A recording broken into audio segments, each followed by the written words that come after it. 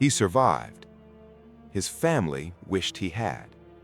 Not because they didn't love him, because the man who came back from the accident was not the man they had loved. On September 13, 1848, Phineas Gage was 25 years old and one of the most respected foremen on the Rutland and Burlington Railroad in Vermont. He was known for his reliability, his even temper, his quiet authority over the men who worked under him. His employers said he possessed more skill and capacity than almost any man they had ever employed. The men liked him, the bosses trusted him. He was, by every account, a man with a future. That afternoon, he was supervising the preparation of a blasting site, packing explosive powder into a hole in the rock with a tamping iron, a custom-made rod of his own, 3 feet 7 inches long, 1¼ inches in diameter, weighing 13½ pounds, tapered at one end to a point.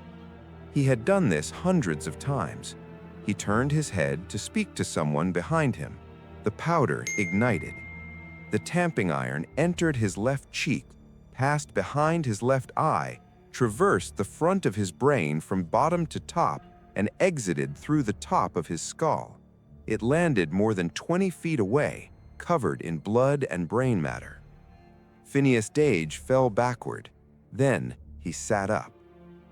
Within minutes, he was speaking coherently. He was helped onto an ox cart and transported to a hotel, where a local doctor named John Harlow began treating the wound. Harlow would become the primary recorder of what followed, the man who understood, before almost anyone else in medicine, that something more significant than a survival from a catastrophic injury had occurred. Phineas Gage recovered. The wound healed. The infection that everyone expected to kill him did not kill him.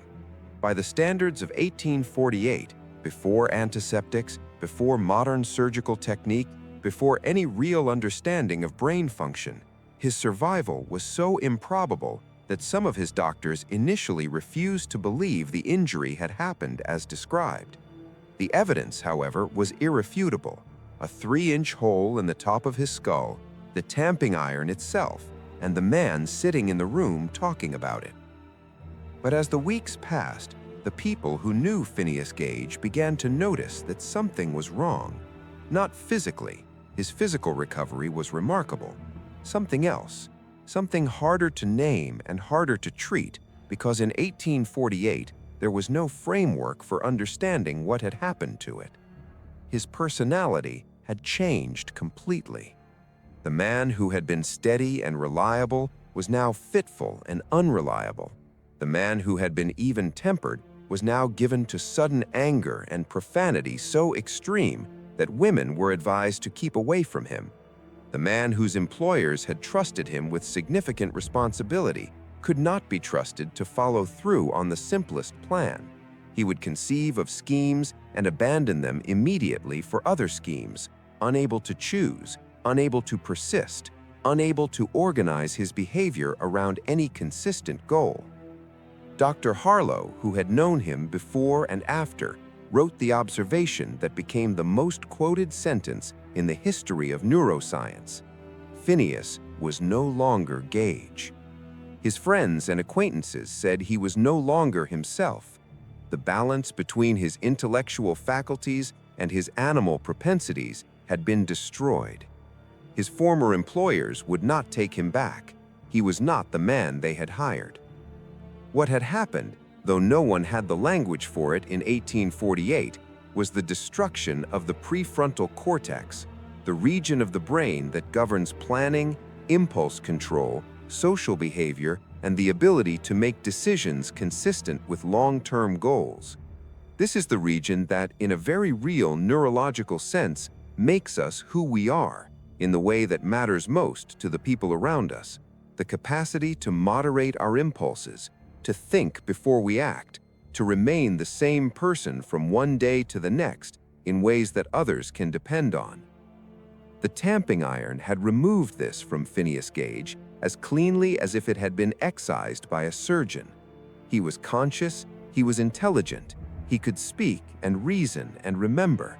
But the thing that organized all of those capacities into a coherent, dependable, socially functional self, that was gone. He worked for a time at P.T. Barnum's museum in New York, exhibiting himself and his tamping iron as a curiosity. He worked as a stagecoach driver in Chile, a job that apparently suited his impulsive temperament better than any work that required planning or reliability. He drifted. He carried the rod everywhere, the instrument of his transformation, the physical object that had taken something from him that could not be given back. He died in San Francisco in 1860, 12 years after the accident, of a seizure. He was 36 years old. His skull and the tamping iron are preserved at Harvard Medical School, where they have been studied by generations of neuroscientists trying to understand, with tools that Harlow never had, exactly what was lost when the rod passed through his front of brain. Phineas Gage became involuntarily, and without any choice in the matter, one of the most important case studies in the history of science. His accident was the first clear evidence that specific regions of the brain govern specific aspects of personality, that who we are is not something separate from the physical structure of our brain, but something produced by it, dependent on it, and destroyable with it. The philosophy and the theology of his era said that the soul was immaterial, that it existed apart from the body and could not be touched by any physical injury. Phineas Gage's skull said otherwise. The man who sat up from that accident and spent 12 years carrying the rod that had changed him was walking proof of something that the 19th century found deeply uncomfortable, that the self is biological, that personality is anatomy, that who you are lives in the 3 pounds of tissue behind your eyes, and that a piece of iron, moving fast enough, can take it away. He survived the rod, but Phineas Gage, the real one, the one his family and employers had known, that man was gone by the time the tamping iron landed in the field. And he never came back.